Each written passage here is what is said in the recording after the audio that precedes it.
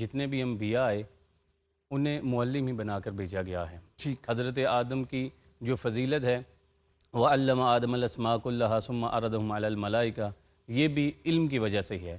یہ چلتی چلتی جب میرے اور آپ کے آقا دو جہان صلی اللہ علیہ وآلہ وسلم کی بارگاہ میں پہنچتی ہے تو آپ نے اس کے آداب بھی سکھائے، طریقے بھی سکھائے، اور آپ نے معلم پریکٹیکل طور پہ بن کے بھی دکھایا ہے۔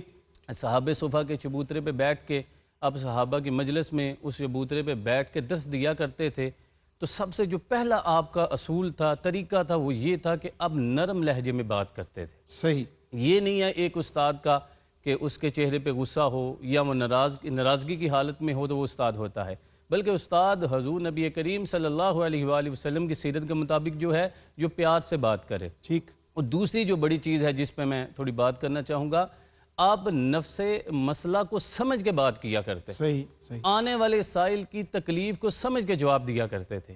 ایک انسان آیا ہے، اگر علم رکھنے والا ہے تو اسے اس کے علم کے مطابق جواب دیا، ایک جاہل آیا ہے تو اس کے مطابق جواب دیا، عورت آئی تو اس کے مطابق، بچہ آیا تو اس کے مطابق، غلام آیا تو اس کے مطابق۔ یہ نہیں ہے کہ انسان کہ جو میں نے پڑھا ہے، جو میں نے سمجھا ہے، میں نے سامنے والے کے اوپر اتار کے ہی رہنا ہے۔ دیکھیں قرآن مجید نے بھی ہمیں یہ اصول سکھایا، جو یاد کر کے ہیں وہ پڑھا کے چھوڑنا ہے۔ اب جیسے دیکھیں اللہ پاک نے قرآن پاک کے اندر شراب کو حرام کرنے کا حکم دیا تو پہلی دفعہ یہ نہیں دے دیا کہ اب آپ پہ حرام ہوگی، پہلی دفعہ ارشاد فرمایا یسألونک عن الخمر والمیسر قل فیہما اسم کبیر ومنافع للناس، اس میں نفع کم نقصان زیادہ ہے۔ دوسری دفعہ ارشاد فرمایا یا ایھا الذین آمنوا لا تقربوا الصلاۃ، نماز کے قریب نہیں آنا۔ پھر جب لوگوں کو آہستہ آہستہ اس چیز کی روٹین بن گئی، سمجھ آ گئی، پھر ارشاد فرمایا یا ایھا الذین آمنوا انما الخمر والمیسر والانصاب، کوئی انسان بھی فلاح نہیں پا سکتا جو شراب پیتا ہو۔ اب یہ بات اس وقت ہوئی جب آہستہ آہستہ سکھایا۔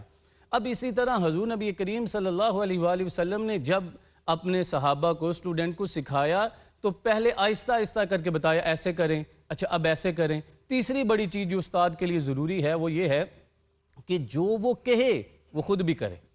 پریکٹیکل طور پہ اگر بندہ وہ کرتا نہیں، پھر جتنا مرضی پڑھاتا رہے اسٹوڈنٹ اس چیز کو اتنا توجہ کے ساتھ سنتا نہیں ہے۔ حضور نبی کریم صلی اللہ علیہ وآلہ وسلم نے فرمایا نا کہ نماز پڑھیں تو پہلے پڑھ کے دکھائی، کہا نا روزہ رکھیں تو روزہ رکھ کے دکھایا۔ آپ نے فرمایا غزوات میں شامل ہوں تو غزوہ خندق کے اندر آپ نے اپنے پیٹ کے اوپر پتھر کو باندھ کے بھی دکھایا۔ اگر آپ نے فرمایا کہ فاقہ کریں، ایسے کریں، فلان چیز کریں، تو آپ نے سب کر کے دکھایا۔ اور آخری اگر چیز جو اہم ترین میں بیان کرنا چاہوں تو وہ یہ ہے کہ حضور نبی کریم صلی اللہ علیہ وآلہ وسلم جب آپ کے پاس کوئی بھی غلام حاضر ہوتا تو آپ کے سامنے وہ سوال کرتا تھا نا تو آپ اسے جواب دیتے تھے۔ ہمارے سامنے کوئی سوال کرے تو ہم پریشان ہو جاتے ہیں یا غصہ کرتے ہیں، یار میں استاد ہوں، میرے سے سوال کرتے ہو، میرے سے بہتر کوئی جاننے والا نہیں۔ تو جو سب سے بہتر جاننے والا ہے وہ بھی کراس کویسچن کے جواب دیا کرتے تھے۔